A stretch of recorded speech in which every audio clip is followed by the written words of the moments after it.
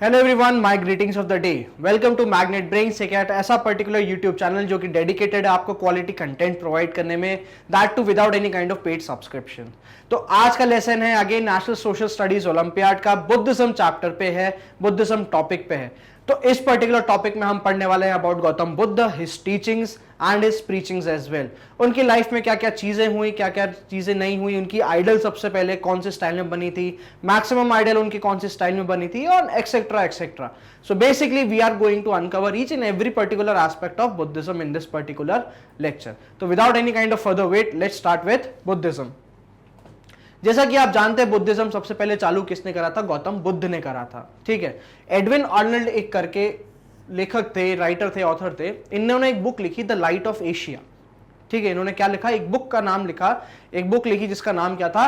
The light of Asia. और उसी book में इन्होंने गौतम बुद्ध को क्या संज्ञा दी है, इन्होंने क्या नाम से पुकारा है? अगेन इन्होंने गौतम बुद्ध को किस नाम से दिया है? The light of Asia. तो प्लीज यहां पे कंफ्यूज मत होइएगा। एडविन आर्नल्ड ऑथर का नाम है, उनकी बुक का नाम क्या था? The light of Asia. और उन्होंने गौतम बुद्ध को क्या बोला है? The light of Asia. तो basically this book is basically about Gautam Buddha, his teachings and how he has spread a light of about humanism in throughout the Asian countries. ठीक है, चलिए आगे देखते हैं। आपको सब पता है कि गौतम बुद्ध जो थे इसके फाउंडर थे, इस पर्टिकुलर रिलीजन के। हम उनके बर्थ की बात करते तो 563 बीसी में है। अगेन ये पर्टिकुलर जो डेट है ये ली गई है आपकी ओल्ड एनसीईआरटी के अकॉर्डिंग। ठीक है। अब जब इनके बर्थ की बात आती तो इनका बर्थ हुआ था लुम्बिनी फॉरेस्ट में। ठीक है, जो कि आज की डेट में नेपाल में है। तो लुम्बिनी फॉरेस्ट जो है ये कहां पे था? उस टाइम पे कपिलावस्तु में हुआ करता था, जो कि करंट सिचुएशन की आज मैं बात करूं तो दैट इज रुम्बनदेही और रूपनदेही, नेपाल। इनके बचपन का नाम क्या था? इनके बचपन का नाम था सिद्धार्थ। अब प्लीज कंफ्यूज मत होइएगा, जब हमने जैनिज्म पढ़ा था तो जैनिज्म में हमने महावीर के फादर का नाम क्या पढ़ा था? सिद्धार्थ। ओके। और यहां पे भी इनका बचपन का नाम हमको क्या देखने को मिलता है? सिद्धार्थ। तो ये सिद्धार्थ अलग हैं, वो सिद्धार्थ अलग हैं। ठीक है, दोनों एक दूसरे के कंटेम्परेरी हुआ करते थे, महावीर और बुद्ध दोनों। दैट मीन्स वो एक ही पर्टिकुलर टाइम पीरियड में दोनों एग्जिस्ट एक साथ करते थे। आगे बात करते हैं इनके मदर की, तो इनकी मदर का नाम है महामाया देवी। बट अनफॉर्चुनेटली जब गौतम बुद्ध को उन्होंने जन्म दिया था उसके बाद उनकी तुरंत डेथ हो गई थी। That means Gautam Buddha was not very old to recognize और got have the warmth of a mother. इनके केयर टेकर की बात करें, इनके लालन पोषण किसने करा? तो इनकी मौसी ने करा। किसने करा? इनकी मैटरनल आंट ने करा, जिनका नाम था क्या? गौतमी प्रजापति। ये इनकी आंट तो थी, पर जैसे ही जब ये गौतम बुद्ध बने, जब सिद्धार्थ बुद्ध के नाम से जाने गए, तो इनकी जो फर्स्ट फीमेल डिसाइपल, जो फर्स्ट फीमेल स्टूडेंट हुई थी, वो भी कौन हुई थी? गौतमी प्रजापति ही थी। नेक्स्ट आते हैं वाइफ की बात करते, तो वाइफ का नाम इनका यशोदा था, यशोधरा था इनकी वाइफ का नाम। आगे आते हैं इनके बेटे का नाम राहुल था। ठीक है, इनके बेटे का नाम क्या था? राहुल था। अब बात करते हैं बेसिकली कि इनका मन कैसे विचलित हुआ, या अपन थोड़ा गौतम बुद्ध के बारे में बात करते हैं। तो जब गौतम बुद्ध जो थे, जब वो पैदा हुए, ठीक है, तो बहुत बड़े महर्षि ने कहा कि यार ये इंसान या तो बहुत बड़ा वॉरियर बनेगा, मतलब almost equivalent to Ram, equivalent to Krishna, right, इनकी कुंडली ऐसी थी, या फिर ये इतना बड़ा एक प्रीचर बनेगा, या भिक्षु बनेगा, या आप कह लीजिए एक रिलीजियस पर्सन बनेगा। तो अब उनके जो फादर हुआ करते थे वो तो ऑब्वियस सी बात है कि ये नहीं चाहेंगे कि उनका बेटा सन्यासी बने, है ना। वो यही चाहेंगे कि मेरा बेटा क्या, अब क्योंकि वो खुद राजा थे, ठीक है, वो क्या थे? वो खुद राजा थे। तो अब जाहिर सी बात है वो भी यही चाहेंगे कि उनके बेटा कौन रहे? बेटा भी राजा रहे, राइट, यही चाहेंगे ना भाई। जैसे आपके फादर है, आपके फादर अगर सिविल सर्वेंट है तो आपके फादर भी यही चाहेंगे कि आप सिविल सर्वेंट बनो। और he would have asked better, हो सकता है वो ये सोचे कि मेरा बेटा पीएम बनेगा, राइट, समझ रहे हैं। तो वो भी क्या चाहते थे कि मेरा बेटा भी क्या बने? एक बहुत बड़ा वॉरियर बने। तो जैसे ही वो एक पर्टिकुलर एज में आए, एडोलेसेंस एज में आए, उन्होंने क्या करा? उनको उस हिसाब से ट्रेन करना चालू करा।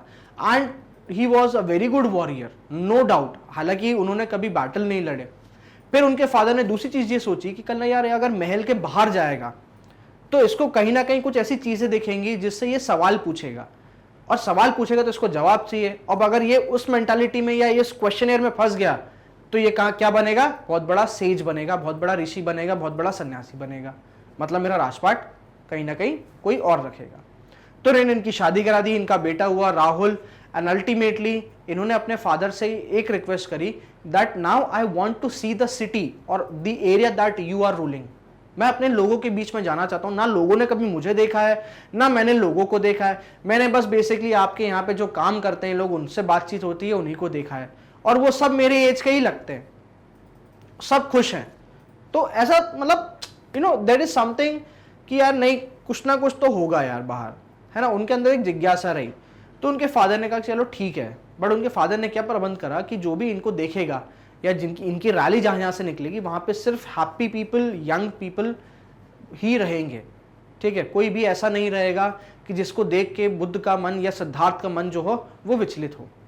तो उन्होंने कहा ठीक है बेटा, आप एक काम करो, you go to your kingdom and you talk to people, you meet with people and let them see you and you see them, ठीक है, कि हमारा राज्य कैसा है, खुशहाल है, नहीं है, क्या प्रॉब्लम है, क्या नहीं है, ये सब चीजें, ठीक है। तो जब ये क्या हुआ, जब ये अपने चैरिएटर के साथ निकले, इनके चैरिएटर का नाम क्या था, चन्ना था, ठीक है, इनके चैरिएटर का नाम क्या था, चन्ना था। और जब ये चैरिएटर के साथ निकले तो इनको 4 दृश्य दिखे या 4 साइट्स ऐसी दिखे कि इनका मन अंदर से बहुत, कई बार होता है ना कि कुछ क्वेश्चंस होते हैं या जब हम कैसा कुछ साइट देख लेते हैं, एक्सीडेंट देख लेते हैं लाइक फॉर एग्जांपल, तो हमारा मन बड़ा पसीज जाता है, बिल्कुल मतलब एक it's not a very good feeling. तो ऐसे ही 4 दृश्य देख के इनका मन पसीज गया, इनको बहुत अच्छा नहीं लगा, इनके मन में सवाल उठने लग गए, ठीक है। तो वो 4 दृश्य ऐसे क्या थे वो अपन देखते हैं। तो फर्स्ट था एक ओल्ड पर्सन, एक बूढ़ा आदमी। अब ये सीन देख के या इन पर्सन को, इस बूढ़े आदमी को देख के उनके मन में क्या हुआ, उन्होंने ये सोचा कि कल यार मेरे महल में अभी तक मैं जब तक देख रहा था लोगों की एज एक ही थी, एक ही बूढ़ा आदमी देखता था मेरे को, या आप कह लीजिए एक ही थोड़ा ओल्डर एज आदमी दिखता था मेरे को, जो कि मेरे फादर थे, राइट। बट मैंने कभी दूसरा बूढ़ा आदमी नहीं देखा। तो ये जब बूढ़ा आदमी देखा तो बेचारा सूखा हुआ था, वो हिल रहा था, but he was very happy to see his prince. But कहीं ना कहीं प्रिंस के मन में क्या हुआ कि यार ये मेरी हालत हो जाएगी आने वाले 40 साल में, 50 साल में, या जो भी एज है, I would be looking like him, which is a very disturbing fact for a person जो 28 ईयर्स तक या 27 ईयर्स तक अपने घर से बाहर नहीं निकला, उसको बाहर पता ही नहीं है। नेक्स्ट आते हैं एक सिक पर्सन, एक बीमार आदमी इनको देखते, एक तड़पता हुआ आदमी इनको देखता है, ठीक है। तो ये सोचते हैं कि करना यार इसको क्या हुआ, because at the place in which he was living he never saw a sick person, right? उन्होंने किसी को तड़पते हुए नहीं देखा। तो इनके मन में और फिर कुछ हुआ कि यार ये मतलब ये दुख है, ये जीवन का क्या है, दुख है। ओल्ड मैन जीवन का सत्य है, ये जीवन का दुख है। अब आते हैं, अब ने देखा मृत शरीर, एक कॉर्प्स को देखा, उन्होंने सोचा यार अल्टीमेटली हमें क्या होना, सबको मरना है, राइट। जब इन्होंने बात, ये बेसिकली कन्वर्सेशन वो किससे करते गए, वो चन्ना के साथ करते गए कि चन्ना ये कौन है, चन्ना इसको क्या हुआ, ये इंसान कपकपा क्यों रहा है, चन्ना ये ऐसा दिख क्यों रहा है। तो चन्ना इनको सब कुछ बताता है, कहना प्रभु यही है हमारा सत्य, यही है हमारा जीवन, हम आज जवान हैं, हम कल बूढ़े हो जाएंगे और अल्टीमेटली विल गेट सिक और विल डाई। तो ये सोचते कहना यार मैं कर क्या रहा हूं जीवन में, मैं सिर्फ घोड़ा दौड़ा रहा हूं, वहां पे हथियार चला रहा हूं, but I am not able to help any person. What I am doing is the most that I can do is I can administer, but I am not really helping any kind of person. फिर इनको एक final side दिखता है, एक aesthetic person, एक इनको मिलता है क्या, साधु महाराज या साधु बाबा। अब वो साधु बाबा वो ज्ञानी वाला नहीं था, ये नॉर्मल हर्मिट टाइप का पर्सन था जो कि वॉन्डर अराउंड करता था, एक झोला ले लिया, बैरागी टाइप का इंसान था। अब ये बैरागी टाइप का इंसान इनको बहुत खुश दिखा, तो इनके मन में आया कि यार चन्ना एक बात बताओ, इस आदमी के पास फटे पुराने कपड़े हैं, ये एक झोला लेके चल रहा है, पर इतना खुश क्यों है। तो चन्ना उनको जवाब देता है कि साहब इसके पास कोई पोजीशन नहीं है, इसके पास ये फ्री है माइंड से, समझ रहे हैं आप, तभी ये इतना खुश है। ना इसके पास घर है, ना इसके पास कोई रिस्पॉन्सिबिलिटी है, कुछ खाने को मिल गया तो खा लिया, नहीं खाया तो नहीं खाया, तो इसलिए इसके पास मेंटल प्रेशर नहीं है, ये इसलिए खुश है। तो वो बोलता है कि कल ना यार फिर तो हर आदमी को ऐसा होना चाहिए। तो चन्ना बोलता है कि हर आदमी ऐसा हो जाएगा तो फिर सब कमाएगा कौन, घर परिवार कौन संभालेगा, रिस्पॉन्सिबिलिटीज हम कैसे निभाएंगे। तो कहीं ना कहीं ये जो 4 सीन्स हैं ये इनको बहुत डिस्टर्ब करते हैं, ये अपने सवालों का जवाब खोजना चाहते हैं, but ultimately he is not allowed to leave the palace. तो एक रात ये क्या करते हैं, अपना घोड़ा लेते हैं Kanthaka. Kanthaka is a very beautiful white horse according to the Buddhist text, जिसके यहाँ पे एक स्टार बना हुआ करता था, जिसके माथे पे क्या बनता था, एक स्टार बना हुआ करता था। ही was very white, almost pearl white, और उसके माथे पे स्टार हुआ करता था। तो अपने कंठक को उठाया उन्होंने और वो एक दिन अपने राज से हो लिए फुर। क्या करेंगे, नहीं यार मेरे को सवालों के जवाब चाहिए, जो सवाल मुझे विचलित कर रहे हैं, जो सवाल मुझे दिक्कत दे रहे हैं, उन सवालों के मुझे क्या चाहिए, जवाब चाहिए। तो जैसे ये बाहर निकले, इनके फादर को पता चला, शुद्धोधन जो कि शाक्यगण के राजा हुआ करते थे, उन्होंने अपना इस फेट एक्सेप्ट करा कि कल यार अब ये जब अपने सवालों के सर्च में निकल गया है, अपने सवालों की खोज में निकल गया है जवाबों की, तो ultimately he will not return, he will return as a great sage. ठीक है, चलिए आगे देखते हैं बुद्ध की लाइफ में अब क्या क्या हुआ। तो when he left the house he was at the age of 29 की एज पे उन्होंने अपना घर छोड़ दिया था। दिस इवेंट, अपना मतलब घर छोड़ने का जो इनका इवेंट है, ठीक है, इसको बुद्धिज्म में एक पर्टिकुलर नाम दिया गया विच इज नोन एज महाभिनिष्क्रमण। ठीक है, जब हम बुद्धिज्म रिलीजन की बात करते हैं तो इस इवेंट को जब गौतम बुद्ध ने अपना घर छोड़ा था एट द एज ऑफ 29, अपने कंठक को लेके वो चले गए थे, ठीक है, in search of his answers, तो उस पर्टिकुलर इवेंट को, उस पर्टिकुलर सिनारियो को बुद्धिज्म में क्या कहा गया है, महाभिनिष्क्रमण। ठीक है, आगे बढ़ते हैं कि अब ये आए अपने फर्स्ट टीचर के कांटेक्ट में, जिनका नाम था अलार कलाम। इन्होंने इसको क्या करा, इन्होंने गौतम बुद्ध को शरण में लिया और इन्होंने इनको मेडिटेशन सिखाया। इन्होंने कहा कि बेटा जो भी तुम्हारे सवाल है सब मेडिटेशन से आएगा, you need to understand, you need to meditate to get your answers. पर ये मेडिटेशन की कला सीख लेते हैं, बट इनको कहीं ना कहीं अंदर से सेटिस्फैक्शन नहीं होता कि that I am not satisfied कि meditation is the only way to enlighten और to get whatever you want to get the answers for. Next आते हैं सेकंड टीचर है इनके। सेकंड टीचर रुद्रक रामपुत्र होते हैं। ये इनको थोड़ी रिलीजियस नॉलेज देते हैं, ये इनको वेदों के बारे में पता करते हैं, उपनिषदों के बारे में नॉलेज देते हैं, all this kind of particular things. जब हम बात करते हैं एनलाइटमेंट की, उस पॉइंट पे इन्होंने क्या करा, इन्होंने बहुत घोर तपस्या करी कि मतलब मैं ना कुछ खाऊंगा ना कुछ पीऊंगा, what I will do, I will just sit under a tree and I will meditate, I will try to find the answer, I will try to connect with the divine, to the one, and I will try to find the answers for whatever it is. तो जब ये meditate कर रहे थे अपने time पे, इन्होंने बहुत तप करा और ये बेचारे बिल्कुल सूख से गए थे, right, he was almost at the verge of death. तब एक लड़की आती है जिनका नाम था सुजाता, और सुजाता इनको क्या करती है, खीर खिलाती हैं। तब इनको समझ में आता है कि extremeness is never the solution of any kind of problem.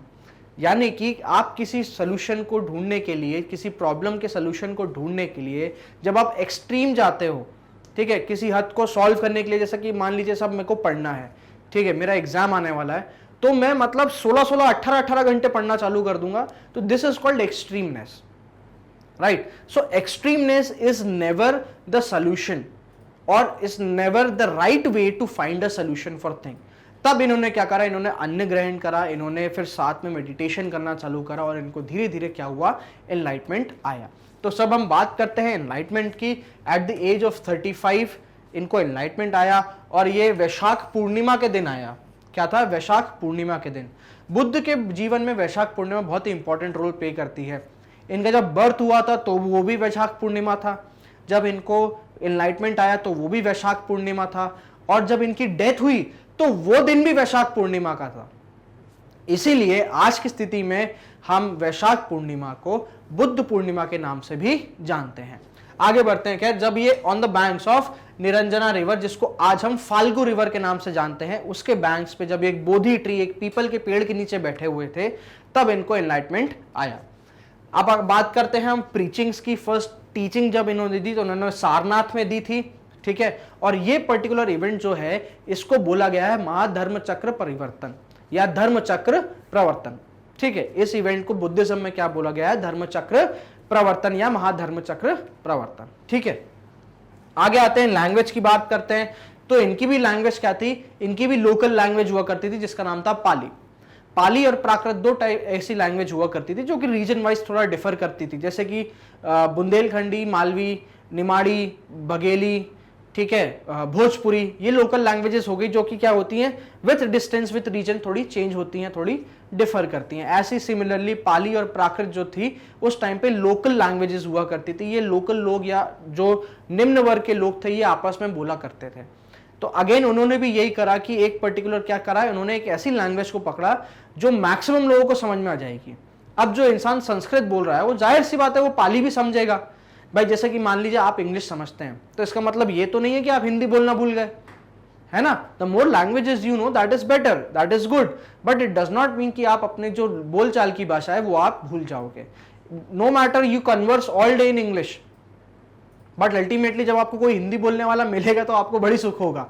जैसे कि भाई कई होता है, कई स्टूडेंट्स क्या करते हैं, बाहर चले जाते हैं पढ़ने के लिए, यूएस, यूके, ऑस्ट्रेलिया, कनाडा वगैरह, तो वहां पे ये इंडियंस ढूंढते हैं, वहां जाके ये फॉरेनर नहीं ढूंढते कि यार मैं इसको दोस्त बनाऊंगा उसको दोस्त बनाऊंगा, वहां जाके इनको चाहिए कि भाई तो मेरे साथ कोई हिंदी बोलने वाला हो या मेरे साथ कोई मेरी लोकल लैंग्वेज बोलने वाला हो, ठीक है।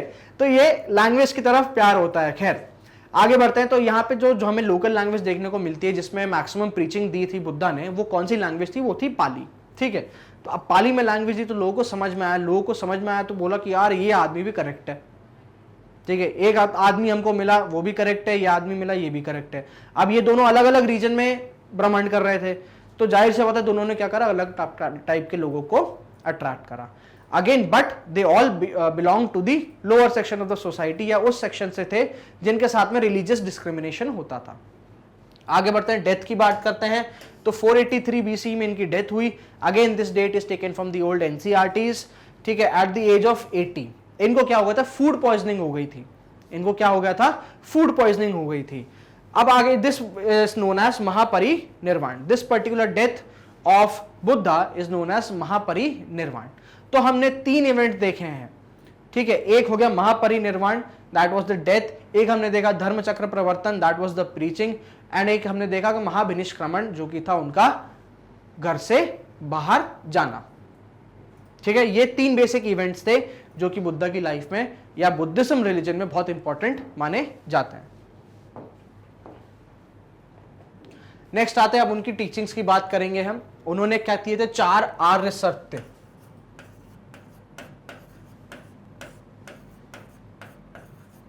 यानी कि द 4 नोबल ट्रूथ। उन्होंने कहा कि the world is full of sorrow. और ये चीज किसने कही थी, ये चीज जैनिज्म ने भी कही थी। याद रखिएगा, अपन दोनों को रिलेट करते हुए चलेंगे, कोशिश करेंगे, ठीक है, ताकि हमारे दिमाग में बहुत अच्छे से बैठ जाए।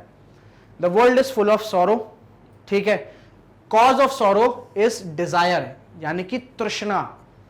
क्या है, तृष्णा, ये है कॉज ऑफ ऑल सॉरो। जब हमने वहां की बात करी थी, जैनिज्म की बात करी थी, तो what was the cause of sorrow, it was the deeds. Now here it is the desire, the desire or the thirst basically for any kind of possession, any kind of materialistic desire is basically the cause of any kind of sorrow. अब मेरे को क्या हुआ भाई, मैं घर में बढ़िया अपने चकाचक बैठा हूँ, ठीक है, मेरे को बाहर गाड़ी की आवाज आई, पता चला पड़ोसी कौन लेकर आ रहा है, सफारी लेकर आ गया। मेरे मन में डिजायर आई कि यार मैं भी गाऊंगा। अब मेरी अभी फिलहाल हैसियत नहीं है डिजायर खरीदने की या सफारी खरीदने की, राइट, बट मैं क्या करूंगा, अपने आप को सफर करवाऊंगा कि मैं और मेहनत करूं, मैं और पैसा कमाऊं और अल्टीमेटली मेरे पास भी एक गाड़ी सामने सफारी या उसके इक्विवेलेंट कोई एक गाड़ी हो। तो ये क्या हुई, हमारी डिजायर हुई, ये एक ईर्ष्या हुई, ठीक है। तो ऐसी kind of feelings, this kind of feelings which are leading to desires are basically the cause of sorrow, ठीक है। नेक्स्ट आते हैं, इन्होंने कहा there is an end to your suffering, there is an end to your suffering, ये भी इन्होंने कहा। तो अब what is the end, how do we need और how can we provide the solution to the end of suffering, is by following the 8-fold path, following the 8-fold path. इन्होंने अष्टांगिक मार्ग का एक सिद्धांत दिया था, एक अष्टांगिक मार्ग जिसको हम इंग्लिश में बोलते हैं 8-fold पाथ थ्योरी या प्रिंसिपल इन्होंने दिए थे। अगर इस पे ये 8 पाथ पे अगर इंसान चलता है तो yes of course his life would be balanced and he will on move on a step closer and more closer to nirvana, ठीक है। तो आइए हम देखते हैं कि वो अष्टांगिक मार्ग या 8-fold पाथ क्या है। सबसे पहले आता है Samyak Drishti, that means your right view. हर किसी को एक प्रॉपर तरीके से देखना, किसी को भी हमें डाउनफॉल या गंदी नजरों से आप कह लीजिए नहीं देखना, we need to set our view, our thoughts in proper line. Next आता है आपका Samyak Sankalp, that means your right intentions about any particular thing, about any particular person, that is very important. See ये सब चीजें क्या हो रही हैं, ये आपके अंदर की डिजायरिंग फीलिंग्स को एलिमिनेट कर रही हैं, ठीक है।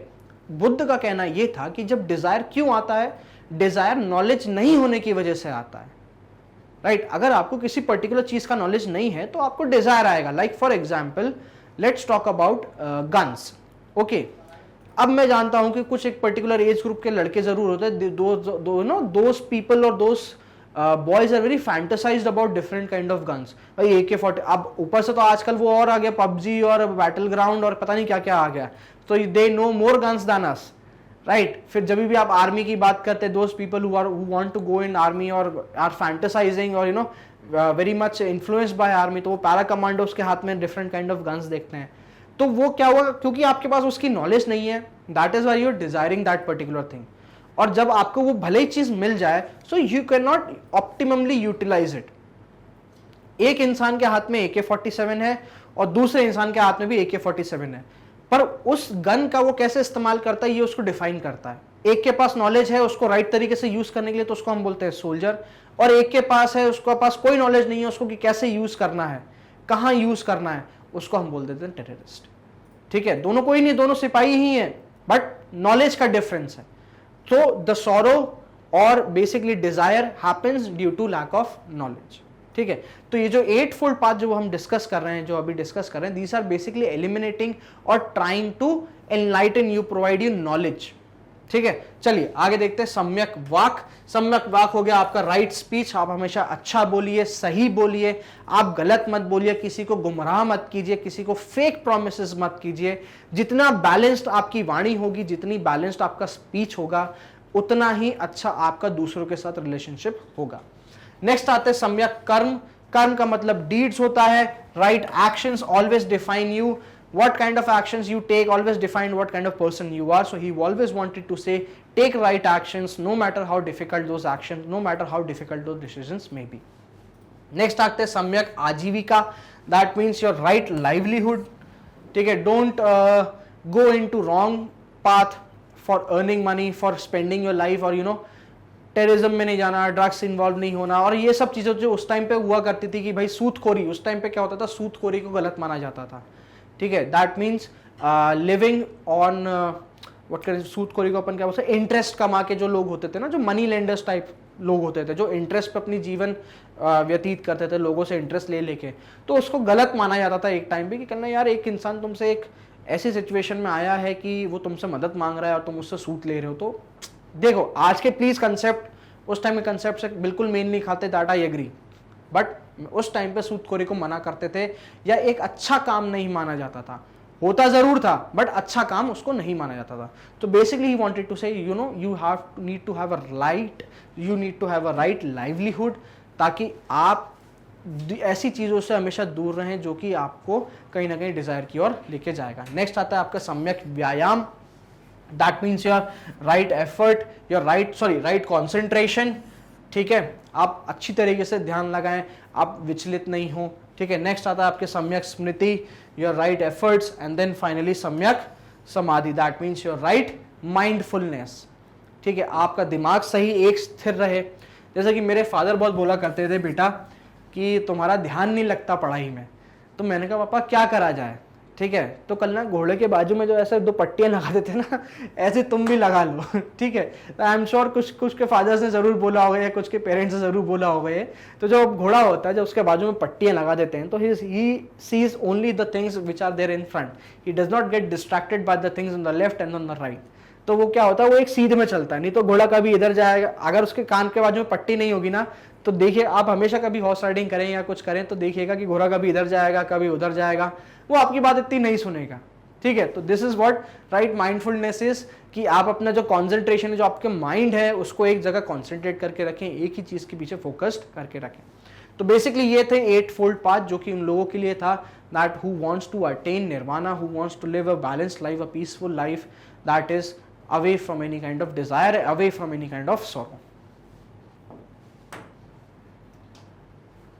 नेक्स्ट आता है इसकी रिलीजियस बातों की बात करते हैं, हम टीचिंग्स की बात कर ही रहे हैं। तो जो बुद्धिज्म था वो एथिस्ट था, दैट मीन्स अनीश्वरवादी, ये भगवान में बिलीव नहीं करते थे। अगेन सिमिलैरिटी यहाँ पे देखने को ये मिलती है कि जैनिज्म जो थे वो भी भगवान में बिलीव नहीं करते थे, और ये बुद्धिज्म जो है ये भी भगवान में बिलीव नहीं करते हैं। But there is a difference, Jainism जो थे वो बर्थ और रीबर्थ को मानते थे, जबकि हम बात करें या आत्मा को मानते थे, ठीक है, and they don't believe in the concept of आत्मा और स्पिरिट। ये डिफरेंस है यहाँ पे हमको बुद्धिज्म और जैनिज्म में देखने को मिलता है। नेक्स्ट आते हैं कंडीशन, निर्वाणा की बात करते हैं कि निर्वाणा बेसिकली है क्या। अकॉर्डिंग टू बुद्धा और according to Buddhism, what is nirvana? It is basically you know state of mind जहाँ पे आपको जितनी डिजायरफुल जो आपकी फीलिंग्स हैं वो अब पैदा ही नहीं होती, वो अब आपके उसमें है ही नहीं। मतलब आपके सामने कोई पॉट ऑफ गोल्ड भी रख देना तो भी आपको कोई फर्क नहीं पड़ेगा कि हाँ यार छोड़ दो। तो basically this is nirvana, that particular state of mind in which you are very peaceful, you are very काम।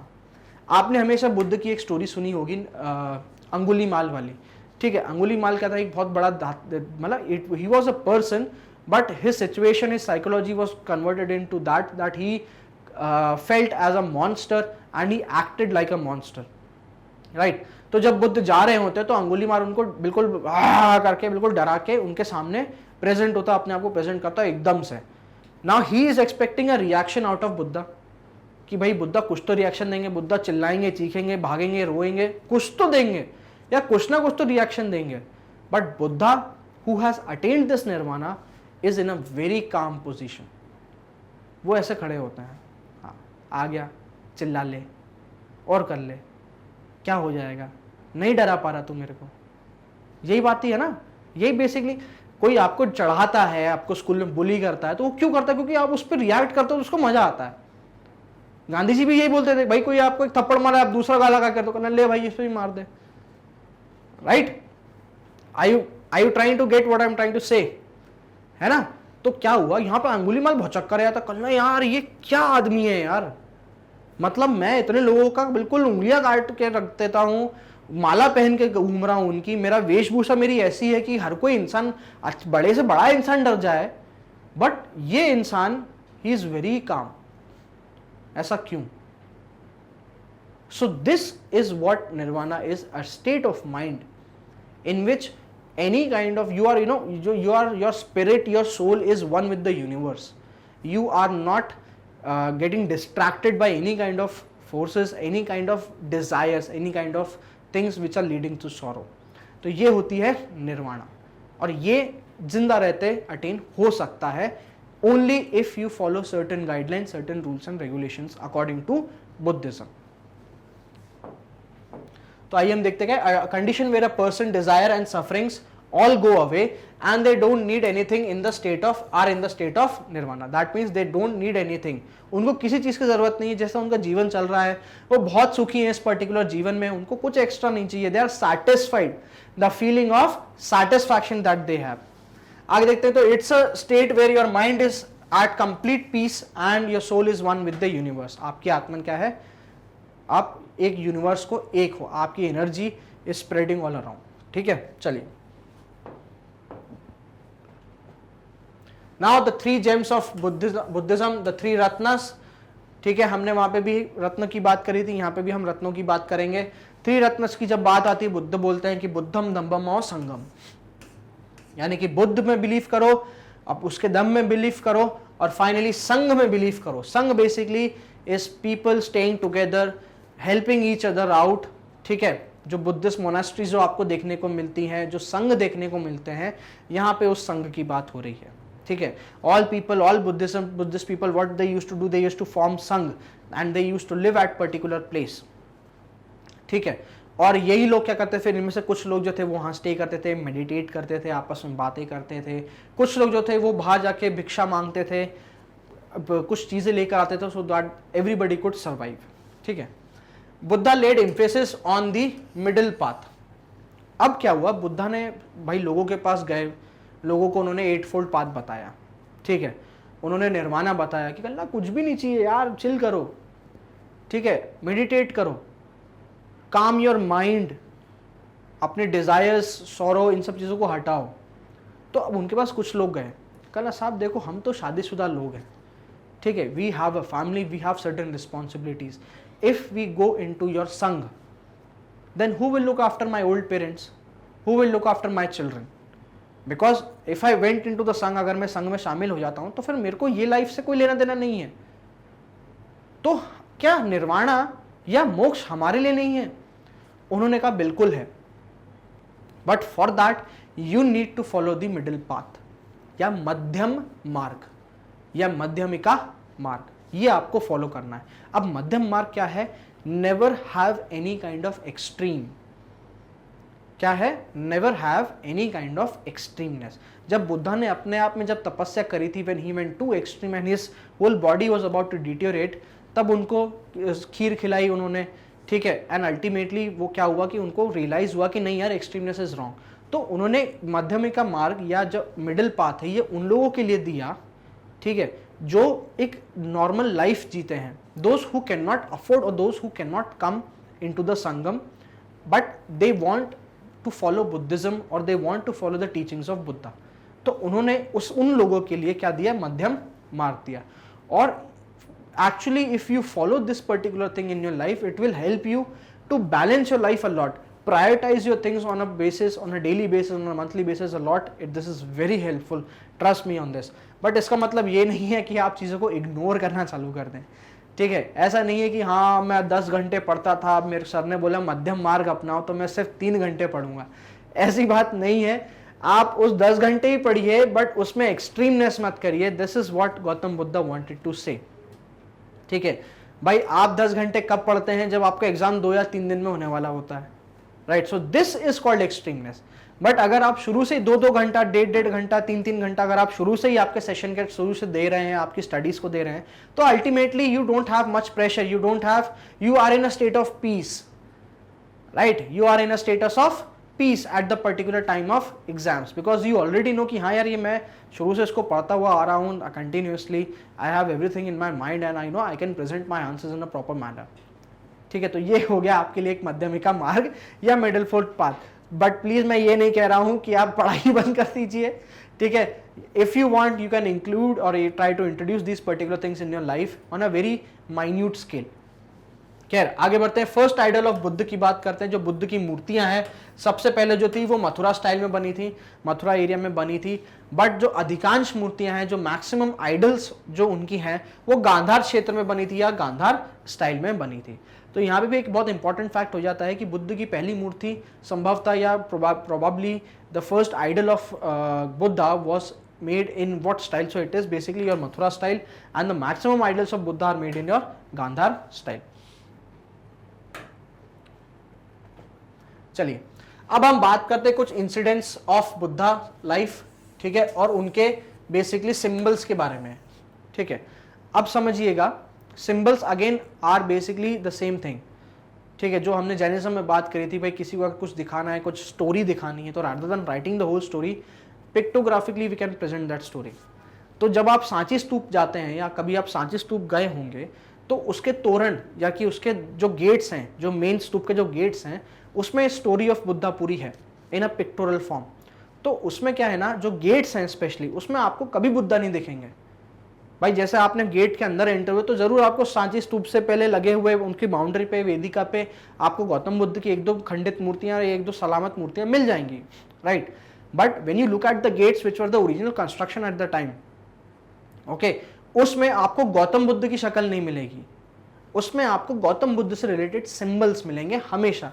ये आप कभी भी, आप नेक्स्ट टाइम भी अगर आप कभी सांची स्तूप विजिट करें ना, तो प्लीज इस चीज का ध्यान रखिएगा और इस चीज को समझने की कोशिश करिएगा, ठीक है. चलिए देखते हैं. तो when Buddha was in womb, उनकी मदर को एक सपना आया that a white elephant has come and you know that white elephant has been in my stomach. वो मेरे वूम्ब में, वो मेरे गर्भ में आके बैठ गया. तो जैसे ही बुद्धा वूम्ब में थे या उनके गर्भ में थे, तो उसके लिए सिंबल क्या है? एलिफेंट है. नेक्स्ट आते हैं, बर्थ की बात करते हैं. जब बुद्धा का बर्थ हुआ, फॉरेस्ट में हुआ, तो एक बहुत अच्छी सी खुशबू पूरे फॉरेस्ट में फैल गई थी. And it was the time of lotuses. So lotus is considered as a symbol of birth of Buddha. तो अगर सांची स्तूप में आपको कहीं उन तोरण द्वार पे लोटस बना मिल जाए, that means it is signifying the birth of Buddha. Next आते हैं महाभिनिष्क्रमण, यानी कि leaving of the palace. It is always shown through horse enlightenment की बात करें या संबोधि की बात करें तो it is seen as a bodhi tree या पीपल का पेड़ दिखाया जाता है। निर्वाणा की बात करें उनकी तो वो फुट स्टेप की बात करते हैं, उनके फुट स्टेप पे चलने पे ही आपको क्या मिलेगा, निर्वाणा मिलेगा। जो स्टेप्स उन्होंने लिए हैं, जो चीजें, जो टीचिंग्स उन्होंने दी हैं, उसी पे चलने से आपको क्या मिलेगा, निर्वाणा मिलेगा। नेक्स्ट आते हैं डेथ की बात करते हैं, दैट इज जो महापरिनिर्वाण, वो क्या होगा, वो स्तूप के थ्रू दिखाया जाएगा। ठीक है, तो अगर कहीं स्तूप का सिंबल बनाया that means it is the symbol of death in Buddhism.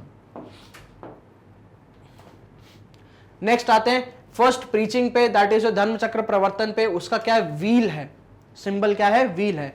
तो जब क्या होता है, जब हम सांची जाते हैं, जैसे हम एंटर करते हैं, that is the first gate, then you if you take a left, so ऐसे पूरा आप गेट्स उसके घूमते हो। ठीक है, तो सेकंड पे ये आपको व्हील का सिंबल देखने को मिल जाता है, सेकंड गेट पे क्या है, व्हील का सिंबल देखने को आपको मिल जाता है। तो that means he is teachings. ठीक है, अब वो सिंबल मैं बहुत रफली उसको रिकॉल कर रहा हूँ, आई am not very sure, but there is just basically एक ऐसा व्हील बना हुआ है और उसके नीचे कुछ लोग ऐसे उन्होंने बिठाए हुए दिखाए हैं। ठीक है, दिस इज वेरी रफली, this is very vague that I am trying to recall. तो अब इसका मतलब यह है, इस पर्टिकुलर पिक्टोग्राफ का मतलब यह है, सांची स्तूप में वो ये बताना चाह रहा है या इस सिंबल के थ्रू ये बताना चाह रहा है कि this is the first teaching that Buddha is trying to give. ये किस चीज को रिप्रेजेंट करता है, धर्म चक्र प्रवर्तन को रिप्रेजेंट कर रहा है। तो ऐसे ही जब हम स्टोरीज बताते हैं in a pictorial format in various kind of monuments, इसलिए इनके सिंबल्स यूज होते हैं या इनके सिंबल्स काम आते हैं। Now places related to Buddha अपन बात करते हैं, लुम्बिनी बात करते हैं, जहां पे इनका बर्थ हुआ था, कपिलावस्तु यहाँ पे इन्होंने सबसे ज्यादा टाइम बिताया था, Shravasti this is the capital of Kaushal Mahajanapada and the most preachings जो थी इन्होंने कहाँ दी थी, श्रावस्ती में दी थी। सारनाथ की बात करते हैं तो सारनाथ में क्या था, इनका सबसे पहली प्रीचिंग हुई थी, सबसे पहला स्पीच था, तो धर्मचक्र प्रवर्तन जो है वो सारनाथ में हुआ था। बोध गया की बात करते हो तो place of enlightenment Bodhi tree के नीचे, तो वो प्लेस क्या बोलेगी, बोध गया बोली गई। नेक्स्ट आते हैं कुशीनगर जो कैपिटल ऑफ मल्ल है, जहां इनकी फाइनली डेथ हुई। ये भी मल्ल में मरे, इनकी भी डेथ मल्ल में हुई और महावीर की भी डेथ मल्ल में ही हुई। अब बात करते हैं सर सांची की। सांची तो कहीं है ही नहीं। So Sanchi is the only religious place in Buddhism जो कि बुद्ध की लाइफ से बिल्कुल रिलेट नहीं है, बिल्कुल भी रिलेटेड नहीं है। बट जब हम स्तूप की बात करते हैं तो सबसे पहले स्तूप कहां बनाए गए थे, सांची में ही बनाए गए थे। सांची में क्यों बनाए गए थे, ये जब हम अशोक के बारे में पढ़ेंगे, जब हम मौर्यन डायनेस्टी के बारे में बात करेंगे, तब वहां थोड़ी बहुत बुद्धिज्म की भी बात करेंगे और वहां हम समझेंगे कि फाइनली सांची में ही क्यों गौतम बुद्ध के लिए स्तूप बनाए गए या उनकी रिप्रेजेंटेशन के लिए स्तूप सबसे पहले सांची में ही क्यों बनाए गए। अब हम बात करते हैं बुद्धिस्ट काउंसिल की, कि इनकी भी बुद्धिस्ट काउंसिल हुई है, इनकी काफी सारी हुई है, बहुत इंपॉर्टेंट रही हैं। तो हम पहले की बात करते तो 483 BC में हुई थी। ये कहाँ हुई थी, राजगृह में हुई थी। सप्तपर्णी गुफा थी, वहां हुई थी। सप्तपर्णी केव्स में हुई थी, जो कि कहाँ थी, राजगृह में थी। राजगृह क्या थी, किसकी कैपिटल थी, मगध की कैपिटल थी। महाकश्यप इनके अध्यक्ष हुआ करते थे। ठीक है, महाकश्यप कौन थे, इनके अध्यक्ष हुआ करते थे। तो बेसिकली इस पर्टिकुलर संगीति में क्या हुआ था, जब जैसे बुद्ध की डेथ हुई थी 483 में ही, उसके बाद ये लोगों ने क्या करा कि काउंसिल बिठाई कि यार अब हमको क्या करना चाहिए, या what are the various things that we need to follow in order to keep Buddhism alive और in order to keep the religion और दिस पर्टिकुलर सेक्ट अलाइव। तो उस टाइम पे इस पर्टिकुलर काउंसिल बिठाई गई। इस काउंसिल के चेयरपर्सन कौन थे, महाकश्यप थे। और ये काउंसिल किसके एरा में या किसके राज में, ठीक है, बिठाई गई थी, तो उनका नाम क्या था, अजातशत्रु। अजातशत्रु कौन थे, राजा थे हर्याणक डायनेस्टी के। इनके बारे में भी हम पढ़ेंगे, ये भी बहुत बढ़िया प्रतापी राजा हुआ करते थे। बिल्कुल इन्होंने तो बिल्कुल काया पलट सी कर दी थी। कुछ चीजें इनकी ऐसी हैं जो हम बाहुबली मूवी में भी देखते हैं, तो हम वो क्या चीज थी वो हम देखेंगे खैर आगे। अब इस पर्टिकुलर संगीति में या इस पर्टिकुलर टाइम पे इस काउंसिल में दो चीजों का सृजन हुआ। क्या आपका, एक तो सुत्त पिटक और विनय पिटक। ये बहुत इंपॉर्टेंट बुक्स हैं। इनका basically these are compiled by Ananda and Upali. ये आनंद और रूपाली जो थे ये दोनों प्रिय शिष्य हुआ करते थे किसके? बुद्ध के। बहुत ही क्लोज थे, बिल्कुल आ रहे मेरे बच्चे ये वो ऐसा वैसा बैठ के, बिल्कुल they were very close to Buddha. तो इन्होंने ही क्या किया, सुत्त पिटक और विनय पिटक की इन्होंने कंपाइलेशन करी, and this were the basically teaching scholastic philosophical analytical presentation of the teachings of Buddha. इनके बारे में भी हम डीप में पढ़ेंगे, इन दोनों बुक्स के बारे में भी कि इनमें क्या है क्या नहीं है, सो that you can remember it for the MCQ part. और ये बुद्धा की डेथ के बाद में हुई थी। सेकंड की बात करें तो 383 बीसी, ऑलमोस्ट 100 साल बाद, 483 बीसी 383 बीसी, 100 साल बाद कहाँ हुई? वैशाली में हुई। सभा कमी इसके जो थे वो इनके हेड थे, ये चेयरपर्सन हुए थे, और ये काल अशोक के टाइम पे हुई थी। किसके टाइम पे हुई थी? काल अशोक के टाइम पे ये संगीति हुई थी। नेक्स्ट पे आते हैं, कोई इंपॉर्टेंट चीज नहीं है। नेक्स्ट पे आते हैं 255 बीसी, पाटलिपुत्र में हुई थी। Pataliputra again the capital of Magadh. इनके हेड थे मोगलीपुत्र तिस्त, ये इनके चेयरपर्सन हुआ करते थे। और ये किसके टाइम पे हुई थी? अशोक के टाइम पे हुई थी। ये किसके टाइम पे हुई थी? अशोक के टाइम पे हुई थी। यहां तक आप देखिए समझिएगा, अशोक जब तक की मैं बात कर रहा हूं, कहीं ना कहीं क्या होता है, जब एक पर्टिकुलर पर्सन मरता है तो उसकी पावर्स डिवाइड होती है, या बहुत लोग उसकी पावर को या उसकी अथॉरिटी को लेना चाहते हैं, तो कहीं ना कहीं डिफरेंसेस जरूर आते हैं थिंकिंग में, आइडियोलॉजी में। जैसे कि हमने स्थूलभद्र के अपने भागभद्र के देखा, श्वेतांबर दिगंबर के बारे में देखा, कहीं ना कहीं आइडियोलॉजिकल डिफरेंसेस जरूर थे, राइट। ऐसे ही अब क्या होगा, यहाँ पे भी आइडियोलॉजिकल डिफरेंसेस आने लग जाएंगे। बट अशोक अपने आप में इतना एबल रूलर था, इतना स्ट्रांग पर्सनालिटी थी कि जब तक वो रहा ना, तब तक बुद्धिज्म को उसने अलग नहीं होने दिया, तब तक उसको बुद्धिज्म को उसने 2 सेक्टर में डिवाइड नहीं होने दिया। ठीक है, वो इतना स्ट्रांग हुआ करता था, इतना इन्फ्लुएंशियल हुआ करता था। आगे बात करते हैं उसकी चौथी की, जो 1st सेंचुरी या 72 एडी की बात करते हैं, तब हुई थी। कहाँ हुई थी? ये कश्मीर में हुई थी। कश्मीर में कहाँ? कुंडल वन में हुई थी। और इसके कौन थे? वासुमित्र और अश्वघोष इसके हेड हुआ करते थे। और ये किसके टाइम पे हुई थी? तो ये कनिष्क के टाइम पे हुई थी। कनिष्क अपने आप में again a very important ruler, a very famous ruler. इन्हीं के टाइम पे हिंदकुश जो था, सिल्क रूट तो जो वो हमारे पास हुआ करता था, और इन्हीं की वजह से कहीं ना कहीं भारत को सोने की चिड़िया भी बोला जाता था। कनिष्क के रूल के टाइम के बारे में बहुत इंपॉर्टेंट है, बहुत इंटरेस्टिंग फैक्ट ये है कि कनिष्क ही ऐसे एक रूलर थे जिन्होंने सबसे ज्यादा शुद्ध सोने के सिक्के चलाए। That means one of the purest gold coins किसके टाइम पे चले? तो वो कनिष्क के टाइम पे चले। तो यहां पे क्या हुआ, जो चौथी संगीति हुई, जो चौथा इनका काउंसिल हुआ, उसमें बुद्धिज्म जो है वो 2 में डिवाइड हो गया, हीनायान और महायान। तो ये थी आपकी बेसिकली बुद्धिस्ट काउंसिल। यहाँ पे इंपॉर्टेंट क्या चीजें हैं? फर्स्ट ऑफ ऑल जो इनके अध्यक्ष है, जो इनके चेयरपर्सन हैं, वो इंपॉर्टेंट है। ये कहाँ हुई ये इंपॉर्टेंट है, और ये ईयर इनके ये इंपॉर्टेंट है। ठीक है, यहां से बेसिकली इन 3 चीजों से ज्यादा आपसे एमसीक्यू पूछने की प्रोबेबिलिटी रखता है। नेक्स्ट आते हैं अपन बुद्धिस्ट लिटरेचर पे। बुद्धिस्ट लिटरेचर को हम 2 पार्ट में डिवाइड कर सकते हैं, पाली और अनुपाली। अगेन पाली लैंग्वेज आप जानते ही हैं क्या थी, एक लैंग्वेज थी, लोकल लैंग्वेज थी। और अनुपाली का मतलब ये होता है कि जो टेक्स्ट पाली में नहीं लिखे गए हों, दूसरे लैंग्वेज में लिखे गए हों, उनको क्या बोलते थे? ये अनुपाली बोलते थे। तो आइए हम पाली की बात करते हैं। पहले बात करते हैं हम त्रिपिटक की। त्रिपिटक मीन्स 3 पिटक्स। ठीक है, 3 मीन्स 3 एंड पिटक्स ऑफ कोर्स दी बुक्स। पहले बात करते हैं विनय पिटक की। ऑफ कोर्स आपको पता है ऑथर कौन थे इसके, उपाली थे। Disciplinary rules of living monastic life इसमें बताई गई है कि एक मोनास्टिक लाइफ आपको अगर जीनी है तो आपके क्या डिसिप्लिनरी रूल्स होने चाहिए, क्या रेगुलेशंस आपको फॉलो करने चाहिए, so that you can attain और you can move towards the position of nirvana. ठीक है, यहां पे ऑब्जेक्टिवली बात करूं तो ऑथर बहुत इंपॉर्टेंट है विनय पिटक के बारे में, और ये किस बारे में है ये बहुत इंपॉर्टेंट हो जाता है। नेक्स्ट आते हैं अपन सुत्त पिटक के बारे में। कौन थे इसके? आनंद थे ऑथर। ठीक है, इसके ऑथर कौन थे? आनंद थे। This is basically compilation of the religious doctrines of Buddha. जो भी रिलीजियस डॉक्ट्राइन्स दी थी बुद्धा ने, जैसे कि आप अष्टांगिक मार्ग ले लीजिए या आप मध्यमिका मार्ग ले लीजिए, ऐसी कुछ और प्रिंसिपल्स और डॉक्ट्राइन्स भी थी जो बुद्धा ने बोली थी, अपनी टीचिंग्स थी बेसिकली। तो उसका एक स्कॉलिस्टिक मैनर, उसका पूरा डिटेल्ड वर्जन कि वो क्या बोलना चाह रहे थे, what was the meaning of this particular word और दिस सेंटेंस दैट और phrase that he wanted to say, he wanted to convey, all this kind of communication are quite written down in detail in this particular book. ये total 5 Nikaya के मिला के बनता है ऐसे, या फिर इनकी 5 सब सेक्शंस हैं। दिग्ग निकाय, माझिमा निकाय, संयुक्त निकाय, अंगुत्तर निकाय और खुद्दक निकाय। अंगुत्तर निकाय में आप जानते हैं कि क्या मिलता है हमको? 16 महाजनपद की इंफॉर्मेशन मिलती है। खुद निकाय में टोटल 15 बुक है। इन 15 बुक्स में से एक है कौन सी? जाटक कथाएं, जिसमें कि बुद्ध के रियली प्रीवियस लाइफ के बारे में इन लोगों ने लिखा है। क्या है, खुद निकाय की 15 बुक्स में से एक कौन सी जाटक कथाएं हैं, जिसके बारे में क्या हमें इंफॉर्मेशन मिलती है, बुद्ध के प्रीवियस लाइफ के बारे में हमें इंफॉर्मेशन मिलती है। नेक्स्ट आता है आपका अभिधम्म पिटक। इसके ऑथर थे मोगलीपुत्तिस्त, जो कि आपके क्या थे, संगीति के एक चेयरपर्सन भी रह चुके, थर्ड के। These are the basically the philosophical religious doctrines। इसमें फिलोसफी झाड़ी गई है, इसमें सॉरी झाड़ी गाना एक रॉन्ग टर्म है, इसमें फिलोसफी बताई गई है बुद्ध के बारे में, उनकी टीचिंग्स के बारे में, ठीक है, and are discussed in a more philosophical and scholastic manner. Next आते हैं दीपवंश। ये कंपाइल्ड इन श्रीलंका है, इनको सिन्हीली टेक्स्ट भी बोलते हैं। महावंश भी है, it is also known as Sinhalese text. ये दोनों जो बुक्स हैं ये कहाँ कंपाइल करी गई हैं आपकी, या कहाँ लिखी गई हैं, ये आपके श्रीलंका में लिखी गई हैं। नेक्स्ट पाली टेक्स्ट इंपॉर्टेंट जो है वो है Milind पन्हो।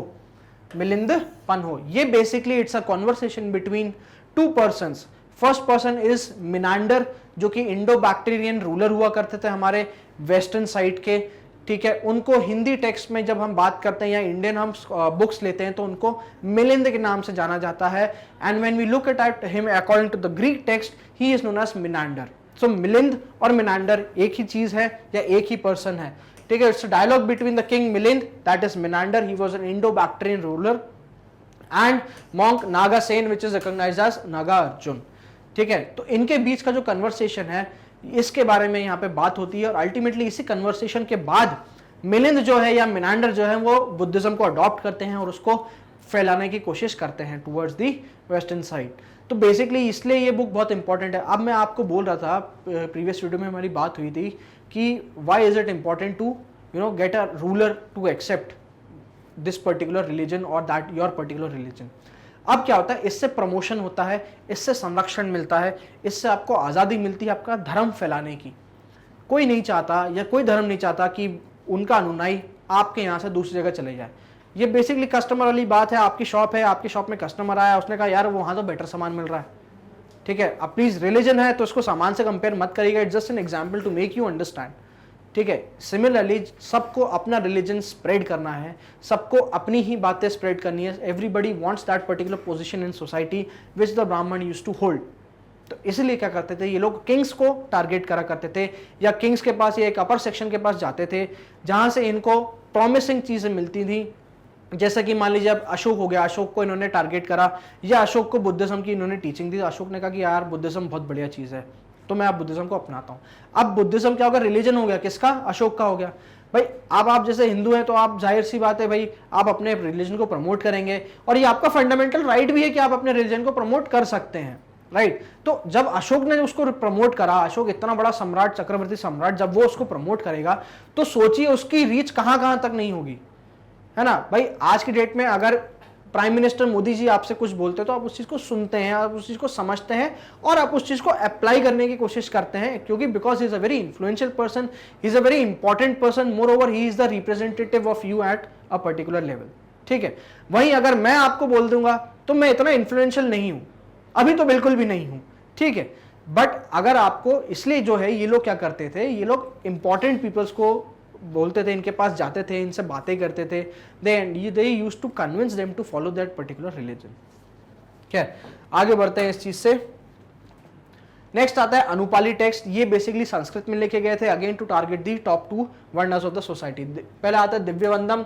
These are the stories of Mauryan to Shunga. यहाँ से हमको क्या मिलता है, मौर्य काल से लेके शुंग काल के बीच में हमको इन्फॉर्मेशन मिलती है कि मौर्य काल बेसिकली क्या था, कैसा एडमिनिस्ट्रेशन था, कैसी पॉलिटिकल व्यवस्था थी, और अल्टीमेटली कैसे इसका डिक्लाइन हुआ और कैसे शुंग या शुंग डायनेस्टी जो है वो सामने आई।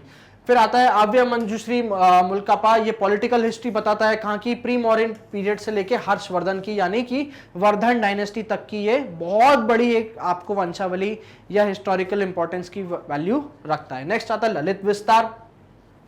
These are basically the acts of Gautam Buddha within the social and religious condition, कि इन्होंने क्या क्या एक्ट ऐसे करे थे। जैसे कि आप अंगुलीमाल की कहानी हो गई, ठीक है। एक कहानी बहुत इंटरेस्टिंग है, मेरे को एक कहानी का नाम एग्जैक्टली शीर्षक याद नहीं आ रहा। उस कहानी में क्या होता है कि एक बुद्ध एक पर्टिकुलर विलेज में थे, वहाँ पे अपनी प्रीचिंग्स दे रहे थे, वहीं पे ठहरे हुए थे। तो एक फीमेल औरत आई, एक फीमेल आई अपने बहुत रोते हुए कि प्लीज़ मेरे बच्चे को कोई ज़िंदा कर दो, मेरे बच्चे को कोई ज़िंदा कर दो। शायद उसका एक ही बेटा हुआ करता होगा और वो बहुत जल्दी मर गया किसी पर्टिकुलर डिजीज़ से, या उसकी किसी न किसी कारणवश मौत हो गई। तो किसी ने उसको बोला कि एक बुद्धि है जो तुम्हारे बेटे को जीवित कर सकते हैं, उन्हीं के पास जाओ भाई, हमारा गेट खटखटाने से हम साधारण मनुष्य हम कुछ नहीं कर सकते, वो एक महापुरुष है, वो आपके यहाँ से या आपके बच्चे को वो क्या कर सकता है, आपको जीवित कर सकता है। तो बेचारा अपने बच्चे की डेड बॉडी लेके जाती है, वो बुद्ध के पास जाती है, बहुत रोती है, बहुत बिलखती है, बुद्ध से बोलती है कि प्लीज आप मेरे बेटे को जिंदा कर दो। बुद्ध बोलता है मैं आपके बेटे को जिंदा कर दूंगा। Now she is very happy. She wants to hear what she wants to hear, and Buddha has told her that what she wants to hear कि मैं आपके बेटे को जिंदा कर दूंगा, बट मुझे उसके लिए आप जो है कहीं से एक अनाज लेकर आइए और वो ऐसे घर से लेकर आइए जहां पे कभी किसी की मृत्यु नहीं हुई हो। ठीक है, तो अब वो एक्साइटमेंट में उस चीज को समझ नहीं पाई। ठीक है, ऐसा कोई घर नहीं है इस संसार में जहां किसी की मृत्यु नहीं हुई हो। तो वो क्या करती है, वो उन्होंने अपना कटोरा लिया भिक्षा का और वो चली गई ढूंढने कि कल मुझे ऐसा अन्न मिल जाए, मुझे ऐसा अनाज मिल जाए जिस घर में किसी की कभी डेथ नहीं हुई हो, और वो अनाज लेके अगर मैं बुद्ध के पास जाऊंगी तो अपने बेटे को जिंदा मैं कर लूंगी। So when she wanders off in the villages and in distant places, then she slowly comes to realise that this is the reality of life. ये जीवन है, ये जीवन का सत्य है। तो जब वो वापस बुद्धा के पास जाती हैं तो बुद्धा उनको उपदेश देते हैं, उनको समझाते हैं, and ultimately she becomes a disciple of Buddha. तो ऐसी जो स्टोरीज हैं पर्टिकुलरली जो उनके सोशल और रिलीजियस एक्ट्स हैं, उनको कहाँ लिखा गया है, ललित विस्तार में लिखा गया है। नेक्स्ट आते हैं हम कुछ बुद्धिस्ट स्कॉलर्स पे। बुद्धिज्म एक बेसिकली ऐसा रिलीजन था जो आपको बहुत फ्रीडम देता था हर एक पर्टिकुलर चीज में। You just have to follow mediumness और मध्यमिका मार्ग और the 8-fold path and you could attain, because since your head, your mind is at a very peaceful place, you can concentrate much better, you can find much better। तो ऐसे कुछ बहुत Buddhist important scholars हुए, कुछ scientist भी रहे जिन्होंने बहुत चीज़ों की खोज करी। आइए उनको देखते हैं। तो पहले आते हैं आपके अश्वघोष। ये कंटेम्प्रेरी थे कनिष्क, ये कनिष्क के दरबार में रहा करते थे। इन्होंने कुछ बुक्स लिखी जो कि आज की डेट में बहुत ही इंपॉर्टेंट हो जाती है हमारे लिए, जैसे कि Buddhacharita, the whole story of Buddha, Sariputra Prakarana और सुंदरानंद। ये जो है ये 2 बुक्स हैं, ये बहुत ही इंपॉर्टेंट है महायान सेक्ट के लिए। नेक्स्ट आते हैं आपके नागार्जुन। ऑफ कोर्स इन्होंने क्या, ये मध्यम बुद्धिस्ट थे। ठीक है, ये महायान बुद्धिस्ट थे। ठीक है, एंड ही प्रमोटेड द मध्यमिका मार्ग, यानी कि द मिडिल पाथ, ये इसको प्रमोट करते थे। इन्होंने थ्योरी दी थी शून्यवाद की। Now the theory of Shunyavada is basically very very very similar to the theory of relativity. जो थ्योरी ऑफ रिलेटिविटी आइंस्टाइन ने दी थी और जो इनकी शून्यवाद की थ्योरी थी, ये बहुत ही सिमिलर है। So it is very astonishing when people find out that ये शून्यवाद की जो थ्योरी है, मतलब ये एक ऐसे इंसान ने who does not know the physics behind it, but somehow he has that particular knowledge that he has given the theory, but he might not have those particular method or methodology to prove it। but इन्होंने theory जरूर दे दी थी। Einstein ने क्या करा था, theory तो दी थी, उसको प्रूव भी करा था। एक थ्योरी के साथ साथ कहीं ना कहीं कैलकुलेशंस दिए थे उसके पीछे, राइट। बट जब हम शून्यवाद की बात करते तो उस टाइम पे उसके कैलकुलेशंस पॉसिबल नहीं हुआ करते थे, इसलिए वो शून्यवाद थ्योरी ही रह गई। तो इसी पर्पज से, इसीलिए हम इनको क्या बोलते हैं, हम इनको बोलते हैं आइंस्टाइन ऑफ इंडिया। ठीक है, इनको क्या बोलते हैं हम, आइंस्टाइन ऑफ इंडिया। इन्होंने पारे की खोज करी थी, मर्क्यूरी की खोज करी थी। इनकी बुक्स की बात करें तो इनकी बुक्स आती मध्यमिका करिका, जो कि मध्यम फिलॉसफी पे बात करती है, और बोधिचित्त विवरण, जिसमें कि बोधि यानी कि बुद्ध और चित्त, उनके मन में क्या चल रहा है उसके बारे में विवरण इन्होंने यहां पे करा है। नेक्स्ट हम बात करते हैं बुद्धघोष की। बुद्धघोष भी अपने आप में बहुत बड़े स्कॉलर हुआ करते थे और ये बहुत इंपॉर्टेंट स्कॉलर थे हिनायान सेक्ट के। जब इनकी बात करते तो इन्होंने पाली लैंग्वेज में बुक्स लिखी हैं ताकि बोलचाल की भाषा या जो नॉर्मल पीपल है, कॉमन पीपल है, उनके समझ में आए। इनकी बुक की बात करते हैं तो विशुद्धि मार्ग एक बहुत इंपॉर्टेंट हिनायान सेक्ट की बुक आती है। ठीक है, तो यहाँ आपके इंपॉर्टेंट क्या हो जाते हैं, हिनायान के कौन इंपॉर्टेंट होते हैं, बुद्धघोष इंपॉर्टेंट हो जाते हैं। और इन्होंने किस लैंग्वेज में लिखी थी, पाली लैंग्वेज में लिखी थी। नेक्स्ट आते हैं धर्मकीर्ति पर। धर्मकीर्ति ने क्या लिखी थी, परम नरवर्तिका जो बुक है इन्होंने धर्मकीर्ति ने लिखी थी। अब हम बात करते हैं बुद्धिज्म सेक्ट की, हिनायान की और महायान की। फाइनली जब अशोक के बाद जब आइडियोलॉजिकल डिफरेंसेस हुए तो बुद्धिज्म जो है वो भी 2 सेक्ट में डिवाइड हो गया। First one was Hinayana and the second Mahayana. तो जब हम हिनायान महायान की बात करते हैं तो आइए कुछ डिफरेंसेस देखते हैं उनके बीच में कि क्या थे, ताकि आपकी बेटर अंडरस्टैंडिंग हो जाए।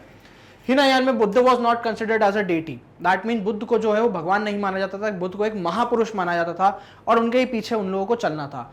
जबकि महायान की बात करें तो महायान में बुद्ध को क्या मानते थे, भगवान मानते थे, और बुद्ध खुद क्या बोलते थे कि भगवान नहीं है, that means he also did not believe in the God, अनीश्वरवादी थे वो। ठीक है, तो हिनायान कहीं ना कहीं आप ये देख सकते हैं कि ये कहीं ना कहीं क्या कर रहे हैं, ये बुद्ध की राह पे चल रहे हैं। वही महायान क्या कर रहे हैं कि अब बुद्ध जैसा कोई नहीं हो सकता, बुद्ध अपने आप में एक लौते एक व्यक्ति थे जिन्होंने महापरिनिर्वाण को जो है उन्होंने वो अटेन करा, निर्वाण को अटेन करा, and now he is the God. ठीक है, नेक्स्ट आते हैं, ये लोग क्या कहते हैं, follow the teaching of Buddha and worship the symbols of Buddha. ये लोग बोधि ट्री को पूजते हैं, बोधि ट्री को बहुत सीक्रेट मानते हैं। ठीक है, ये लोग व्हील जो आप वेरियस सिंबल्स जो हमने देखे थे, जैसे लोटस हो गया, एलिफेंट हो गया, हॉर्स हो गया, इन लोगों की ये पूजा करते हैं। ठीक है, रादर देन बुद्ध। ये लोग क्या करते हैं, ये बिलीव इन आत्मा, रीइंकार्नेशन और बुद्ध की पूजा तो ऑफकोर्स ये लोग करते ही करते हैं। Now they used to use Pali as a language and other regional languages, Prakrit हो गई, यहाँ पे ये प्योरली संस्कृत बेस्ड हो गए। Now they are considering themselves as above और equivalent to the upper sections. यहाँ पे वर्शिप सिंबल्स की बात हो गई, यहाँ पे आइडल वर्शिप की बात हो गई। जो हमने आइडल वर्शिप देखी थी मथुरा स्टाइल और गंधा स्टाइल, उनमें ही इनकी आइडल्स भी बनी हुई। तो ये था दोस्तों बुद्धिज्म। आई होप आपने कुछ आज समझा होगा, कुछ जाना होगा। हमने सिमिलैरिटीज की बात करी, डिससिमिलैरिटीज की बात करी। Also this particular presentation was very objectively created. ठीक है, तो प्लीज हम नेक्स्ट स्लाइड में जो है नेक्स्ट वीडियो में हम पढ़ेंगे अबाउट महाजनपद पीरियड। हम मगध के बारे में पढ़ेंगे, उनके वेरियस डायनेस्टीज के बारे में पढ़ेंगे, और क्या ऐसी चीजें थी मगध में कि वो ही जो है सबसे शक्तिशाली एक महाजनपद के नाम से या महाजनपद के तौर पे वो राइज हुआ। ठीक है, तो बने रहिए हमारे साथ। Until time, do visit magnetbrains.com, जहां पे आपको बहुत सारे वेरियस विविड कोर्सेज मिल जाएंगे, उनकी डायरेक्ट लिंक्स मिल जाएंगी, and that too without any kind of paid subscription or buying any kind of package. So thank you for watching and have a nice day.